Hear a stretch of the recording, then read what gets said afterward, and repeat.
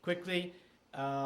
This week is Pirkei Avos Perek Sheni, and there's a big pshat in the Keser Shem Tov on Pirkei Avos Perek Sheni, and it has a big shaila on that pshat of the Baal Shem Tov. But the first pasuk in Parshas Masei has the teretz to that shaila. So the shaila is, first of all, the very first line in Perek Sheni in Pirkei Avos. This week's Perek is Perek Sheni. It says, Rabbi Yaimer, Rabbi Yehuda Nossi says, Ezu derech yeshara, which is a proper way, sheyavar leha adam, that a person should choose for himself. Kol shehi teferes le'isev, teferes le'mina adam, whichever is good for yourself, beautiful for yourself, and beautiful for people. So the Mishnah seems to be a straightforward Mishnah. If you want to choose a path in life, choose something which is good for you and good for others. Pshat, very nice. We take a look at Pshat in the Keser Shem Tov, and he teaches it like this. Ezu derech yeshara, which is a proper way, sheyavar, dig it out of you, which is a proper way to get rid of this midah. Kol shehi teferes le'isev, teferes le'min adam. It's beautiful for you and beautiful for others. Get rid of that. How could the Baal Shem Tov take a pshat in the Mishnah, which straightforward says this is what you should do, and the Baal Shem Tov comes along and says no, this is what you shouldn't do? Usually the pshat in Pnimius HaTorah from Keser Shem Tov should be in addition to what the Mishnah says. Here the Baal Shem Tov doesn't seem to make an addition. He seems to uproot it and turn it around and say it's wrong. How could the two how can you reconcile the pshat of the Mishnah and the Baal Shem Tov pshat of Keser Shem Tov to uproot this midah?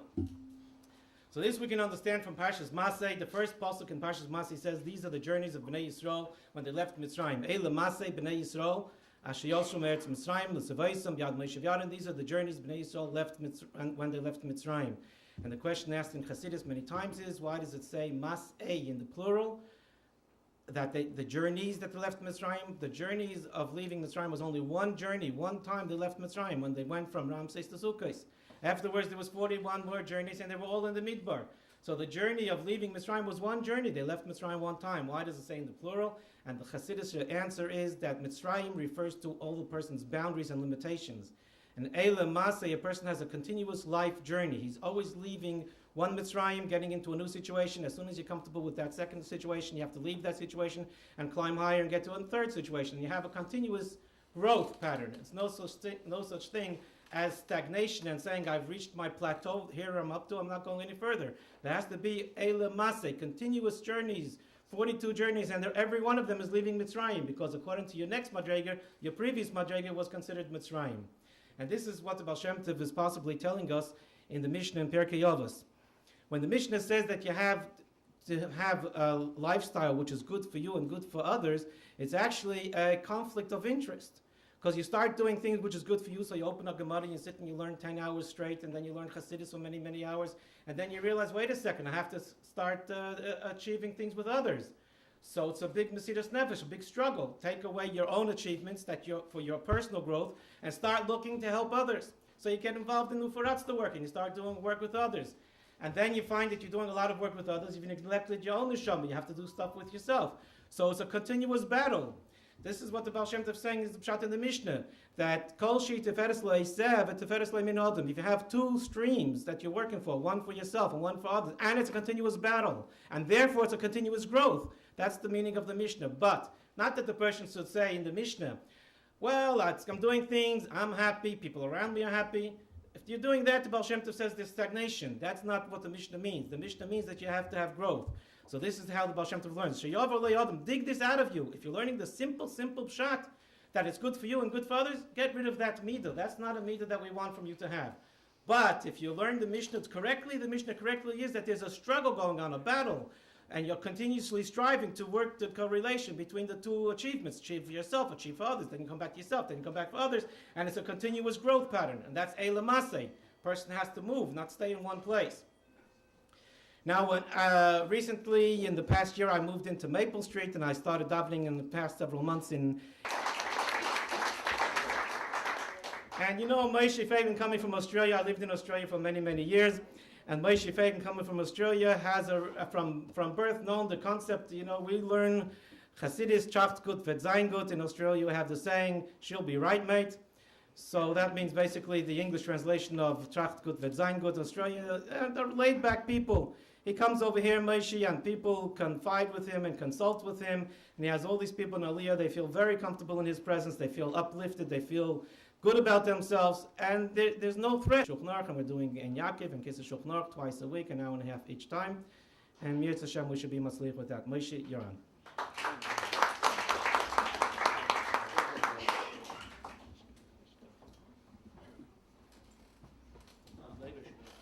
Before we do call on Rav Moshe to speak, there's another person who I'd like to call upon to speak. He's someone who I've actually just met recently, but I think that we share a lot in common, and that's because we have a very similar upbringing.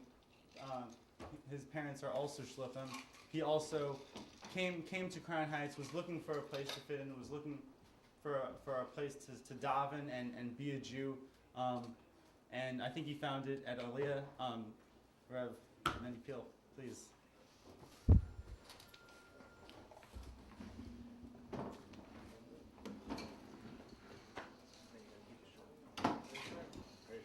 Keep it very short. I'm sorry you took everything out of my mouth already.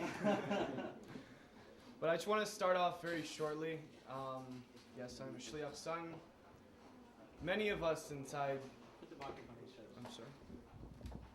All right. Many of us in Aliyah are, so to say, brought up with shluchim parents, and we brought up in an atmosphere of very little Judaism, if you want to put it in that sense. We were brought up in a Jewish home, but a very sort of non-Jewish background, if you want to put it in that sense. We're brought up in schools where there's 3 grades, 10 kids, not much of a, if you call it like an Olei Torah type of learning. And because of that, many of us have experienced many different things that most, I would say, people in New York, people in Chicago that have gone to regular schools as kids. So my personal experience, and I'm sure I share with many others, we go to yeshiva and we don't fully fit in.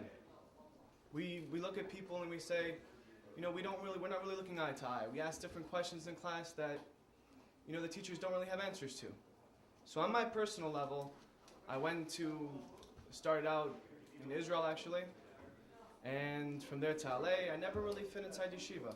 I can honestly say that, the place was a great place, there's nothing wrong with it, but because of my upbringing, because of the fact that we have seen people, we have seen non-religious people, we have been open to that. And when we come back to New York, we come to a place where there's many, many religious people. And we don't really have a place where we can fit in. There's not much that when you go to 770, it's a beautiful place. Absolutely, many beards, hats and jackets. One thing that I'm not used to, the first time I walked in, I was in so many rabbis here. But it was never a place that I felt fit in. The first time I met Rabbi Feiglin was when I was on the trip to Birthright. On the trip, and the whole entire time I was looking at Rabbi Feiglin going, wow, this is a man who has seen and understood what we were going through. And the whole entire time I was talking with the rabbi, bringing with the rabbi, and had a very inspiring trip. And I came back to New York. And the rabbi invited me the first Shabbos. I decided not to go. The second Shabbos, decided not to go. Throughout that period of time, I would say I was laying down most of my Judaism. I decided, I've had enough of it. There's too many problems, too many questions. There's no place in New York that I can actually fit in. Everyone is on a different level. They're all rabbis and all, no one that you can really, really talk to. And I started going away from Judaism. And one Shabbos, I decided, okay, let me go to the rabbi's house. The rabbi, he's begging me, let me go. So I come inside the rabbi's house, I come inside the rabbi's shul, and the second I walk in, I see people just like me. People who have been brought up with Shluchim's kids, understand what the other life is like, if you want to call it that.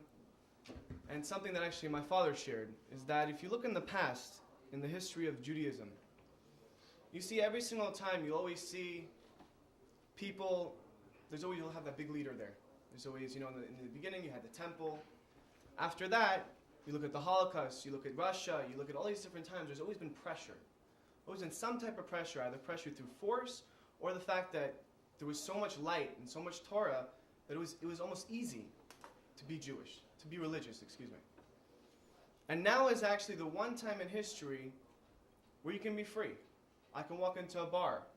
I can walk into anywhere I want and say I am Jewish and be proud of it, and everyone will accept you.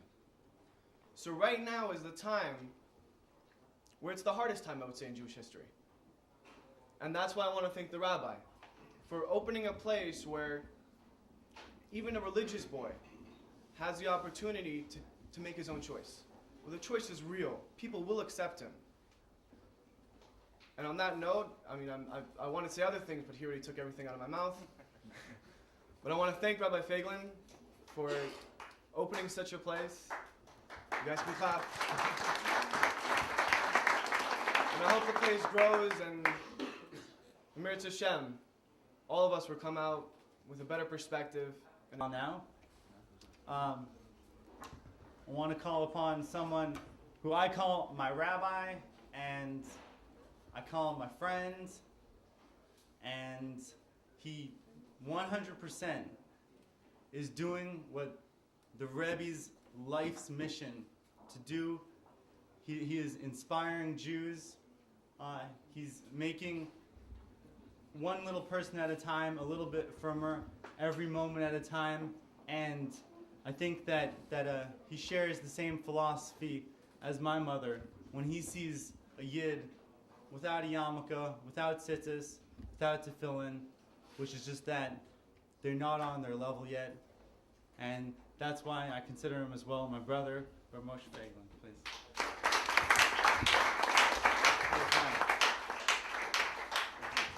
Hey Chaim, first of all, just one correction. That the success of Aliyah is not my success, it's the success of the members, like Chaim and Mendy. And may you guys go from strength to strength. Thank you, because without you guys, we wouldn't be able to do what we need to do.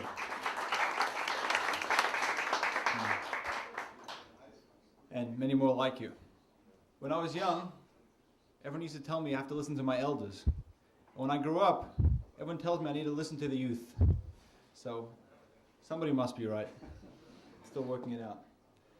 Tonight we're celebrating our 5th anniversary, and at a time like this we have to think about what is our mission, what do we start out with, and what are we doing now, and where are we today compared to what mission was when we started 5 years ago. So when we think about our mission, think about our name. The name Aliyah, a place to find a little bit more spirituality, and every single person has to think to themselves that on their level they have to grow, they have to achieve. And just because